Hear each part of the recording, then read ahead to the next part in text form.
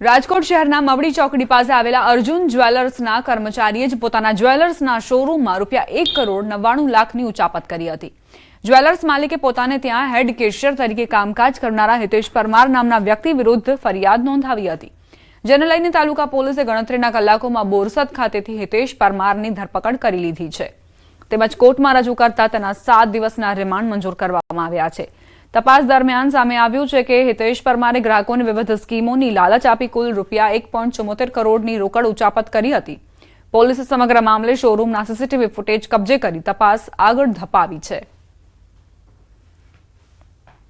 अलग स्कीमनी लालच आपी पोतानी वाकचातुर्यथी ग्राहकोने आकर्षी अने अलग अलग स्कीमोनी बतावी अने ग्राहको पासेथी पैसा उघरावी खोटा वाउचरो बनावी अने उचापत करेल छे। पश्चिम रेलवेना अमदावाद मंडळना आदरज मोटी विजापुर रेलखंडનું 39.75 કિલોમીટરનું ગેજ પરિવર્તન કાર્ય સફળતાપૂર્વક પૂર્ણ કરવામાં આવ્યું। આજ રોજ આ બ્રોડગેજ લાઇન પર 120 કિલોમીટર પ્રતિ કલાકની ઝડપે સ્પીડ ટ્રાયલ લેવામાં આવી હતી, જેમાં ટ્રેને આશરે 40 કિલોમીટરનું અંતર માત્ર 20 મિનિટમાં કાપીને એક મહત્વપૂર્ણ સિદ્ધિ હાંસલ કરી છે।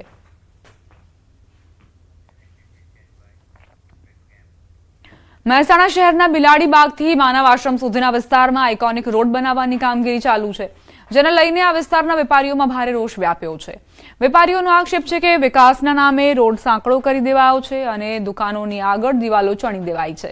આ અંગે વેપારીઓએ સ્વયંભૂ બંધ પાડી વિરોધ દર્શાવ્યો હતો અને મ્યુનિસિપલ કમિશનરને આ મામલે રજૂઆત કરી હતી અને આ દિવાલો તોડવામાં નહીં આવે અને કટ મૂકવામાં નહીં આવે તો ઉગ્ર આંદોલનની પણ ચીમકી ઉચ્ચારી હતી। मनपा कमिश्नरे वेपारीओनी रजूआत सांभળી योग्य निराकरणनी खातरी आपी छे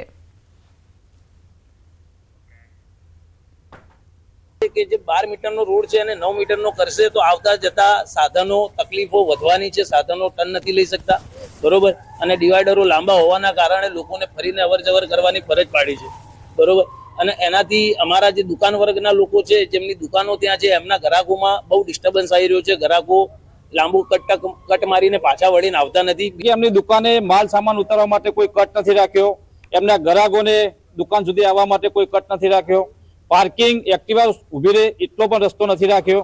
અત્યારે લોકોને એવું લાગે છે કે જે આપણે પેરેલલ પાર્કિંગ પ્રોવાઈડ કરીએ છીએ એનાથી રોડ સાંકડો થઈ જાય છે, પણ અત્યારે જે આપણે ફાઇનલ રોડ સરફેસ થઈ નથી એટલે એવું કન્ફ્યુઝન છે। અમે બધાને સમજાવ્યું છે, એમાંથી અમે સોલ્યુશન લાવીને આગળ વધીએ છીએ। જામનગરમાં જિલ્લા પંચાયતની સામાન્ય સભા મળી, જેમાં કુલ 9 મુદ્દા પર ચર્ચા કરાઈ હતી, જેને લઈ મુખ્યત્વે રેતી રોયલ્ટીના 78 લાખ અને સ્ટેમ્પ ડ્યુટીના 20 લાખના કામોનું આયોજન કરવામાં આવ્યું હતું। આ ઉપરાંત વિવિધ બાકી રહી ગયેલા કામો અંગે પણ આયોજન કરાયું હતું।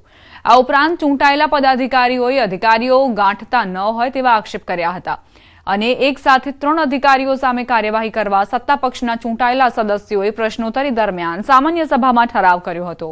આ સાથે ધારાસભ્ય હેમંત ખવાએ વિવિધ ગ્રાન્ટના કામો બાકી રહેલા કામોને લઈને પ્રશ્નો ઉઠાવ્યા હતા। રેતી રોયલ્ટીના 78,05,000 અને સ્ટેમ્પ ડ્યુટીના 20,23,000 રૂપિયાનું આયોજન કરેલ છે અને આજની સામાન્ય સભાની અંદર અમુક 2 મુદ્દા એવા પણ હતા કે મહત્વના મુદ્દા હતા કે અધિકારીઓની મનમાની જિલ્લા પંચાયતના સભ્યોએ બહુ સહન કર્યું, એના માટેના મુદ્દા હતા। એ મુદ્દાની વિસ્તૃત ચર્ચા થઈ છે, એનું નિરાકરણ આવશે।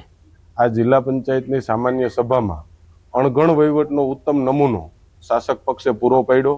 શાસક પક્ષે હંમેશા વિપક્ષના આક્ષેપોનો જવાબ દેવાનો હોય, વિપક્ષના પ્રશ્નોનો જવાબ દેવાનો હોય, એના બદલે આપ સૌ પત્રકાર મિત્રોએ જોયું કે શાસક પક્ષ દ્વારા જ અધિકારીઓ ઉપર એટલા બધા આક્ષેપો કરવામાં આવ્યા અને દર વખતનો આ સિલસિલો હોય એ મુજબ ગત વખતે પણ ડેપ્યુટી ડીડીઓ એમનું સાંભળતા નથી, એમનું માનતા નથી એવા આક્ષેપો કરવામાં આવ્યા હતા।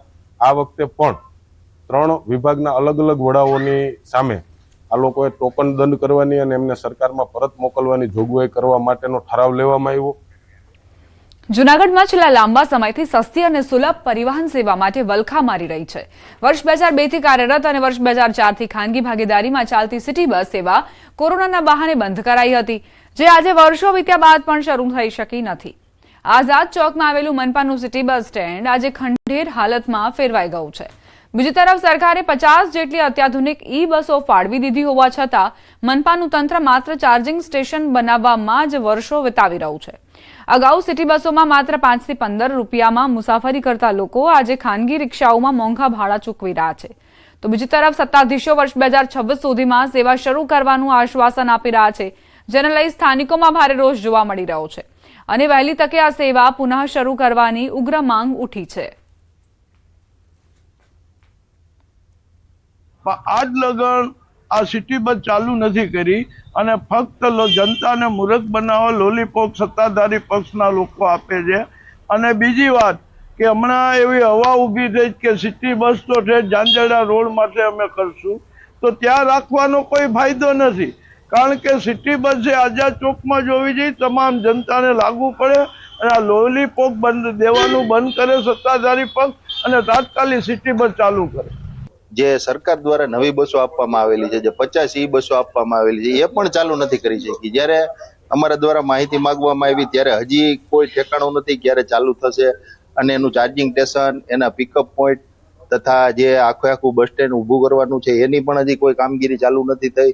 હજી જુનાગઢના જે સિનિયર સિટીઝનો છે, મહિલાઓ છે, જેને સારામાં સસ્તું ટ્રાન્સપોર્ટ મળે, એ પણ હજી ક્યારે મળશે એ કઈ નક્કી નથી. આ જે બોડી છે એના અણધણ વહીવટ અને અણધણ નિર્ણયોને લીધે આખી જનતાને બાંધમાં લીધી છે. કરોડો રૂપિયા સરકાર ગ્રાન્ટ આપે છે, લોકો વેરો ભરે છે, પરંતુ લોકોને કોઈ સુવિધાઓ મળતી નથી. ત્યાં આગળ એનું ચાર્જિંગ સ્ટેશનનું કામકાજ પૂરું થવામાં છે અને આગળ ઉપર બસ ડેપો અને એ વગેરેની કાર્યવાહી છે એ અમે કરી રહ્યા છીએ. એટલે લગભગ આગામી 6 મહિનાની અંદર રોડ અને રસ્તા પણ આપણે કરવાના છે. તો સારામાં સારા રોડ રસ્તા થાય અને એ રોડ ઉપર આપણી ઈ બસ છે, ઇલેક્ટ્રિક બસ કે જે કેન્દ્ર સરકાર દ્વારા આપણને ફાળવવામાં આવી છે, તો એ 6-1 મહિનાની અંદર આ સિટી બસ છે એ આપણા રસ્તા ઉપર દોડતી થશે.